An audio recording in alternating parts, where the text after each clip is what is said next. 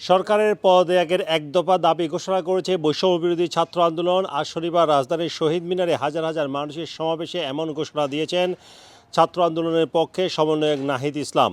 বিকাল 5:30টার দিকে নাহিদ ইসলাম মাইকে সমবেত মানুষের উদ্দেশ্যে বলেন, মানুষের জীবনের নিরাপত্তা ও সমাজে ন্যায় বিচার প্রতিষ্ঠার জন্য আমরা এক দফা দাবির সিদ্ধান্তে উপনীত হয়েছি। এই দফাটি হলো প্রধানমন্ত্রী শেখ হাসিনা সহ এই সরকারের পতন এবং ফ্যাসিবাদের বিলোপ। নাহিদ আরও বলেন, বৈষম্যবিরোধী ছাত্র আন্দোলন থেকে আমরা খুব দ্রুতই ছাত্র নাগরিক অভ্যুত্থানের জন্য সর্বস্তরের নাগরিক, ছাত্র সংগঠন এবং সব পেশাজীবী মানুষের সঙ্গে মিলে সম্মিলিত মোর্চা ঘোষণা করব। সবার সঙ্গে আলোচনার মাধ্যমে ভবিষ্যৎ বাংলাদেশের জাতীয় রূপরেখা আমরা সবার সামনে হাজির করব। শুধু শেখ হাসিনা নয়, মন্ত্রিসভা সহ পুরো সরকারকে পদত্যাগ করতে হবে।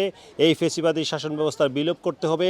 আমরা এমন একটি বাংলাদেশ গঠন করতে চাই, এমন একটি রাজনৈতিক বন্দোবস্ত তৈরি করতে চাই যেখানে আর কখনো কোনো ধরনের স্বৈরতন্ত্র ফ্যাসিবাদ ফিরে আসতে না পারে।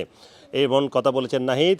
যে স্বতঃস্ফূর্ত ছাত্র নাগরিক অভ্যুত্থান শুরু হয়ে গেছে তার সঙ্গে মানুষকে যোগ দেওয়ার এবং পাড়ায় পাড়ায় মহল্লায় মহল্লায় সংগঠিত হওয়ার আহ্বান জানিয়েছেন নাহিদ।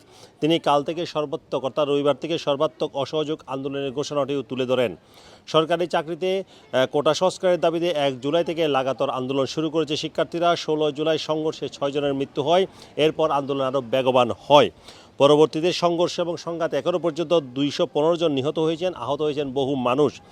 বৈষম্যবিরোধী ছাত্র আন্দোলনের হতাহতের ঘটনায় 9 দফা দাবি দিয়েছিল, এবার 1 দফা দাবি তুলে ধরা হলো। শহীদ মিনারের সামনের সারিতে অন্তত 6 জন সমন্বয়ক এই সময় উপস্থিত ছিলেন।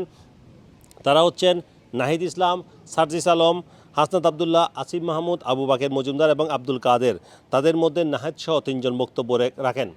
বৈষম্যবিরোধী ছাত্র আন্দোলন আজ শনিবার সারা দেশে বিক্ষোভ কর্মসূচি করেছে। রোববার থেকে সর্বাত্মক অসহযোগ আন্দোলনের ডাক দেওয়া হয়েছে। আজকের কর্মসূচিতে অংশ নিতে রাজধানীর বিভিন্ন এলাকা থেকে বিক্ষোভ এবং মিছিল নিয়ে শহীদ মিনার এলাকায় একত্রিত হয়েছেন শিক্ষার্থী এবং সাধারণ মানুষ। শহীদ মিনারে উপস্থিত অনেকে বলেছেন, শনিবার বেলা 2:30 থেকে দলে দলে মানুষ শহীদ মিনারে এসে জড়ো হয়। সময় যতই গড়াতে থাকে আন্দোলনকারীর সংখ্যা তত বাড়তে থাকে। এক পর্যায়ে শহীদ মিনার লোকের লোকারণ্য হয়ে পড়ে পা ফেলার জায়গা ছিল না। তবে শহীদ মিনার এলাকা ছাড়াও ঢাকার বিভিন্ন জায়গায় শিক্ষার্থী এবং সাধারণ মানুষ সমবেত হয়েছে এবং অনেক জায়গায় সংঘর্ষ হয়েছে, বিক্ষোভ হয়েছে। এর আগে সকালে বৈষম্যবিরোধী আন্দোলনকারীদের সাথে বসতে চেয়েছিলেন আওয়ামী লীগ এবং 14 দলীয় জোট নেতারা। এই লক্ষ্যে তারা 3 জনকে দায়িত্ব দিয়েছিলেন। এরা হচ্ছেন জাহাঙ্গীর কবির নানক, আফম বাহাউদ্দিন নাসির এবং মাহবুবুল আলম হানিফ।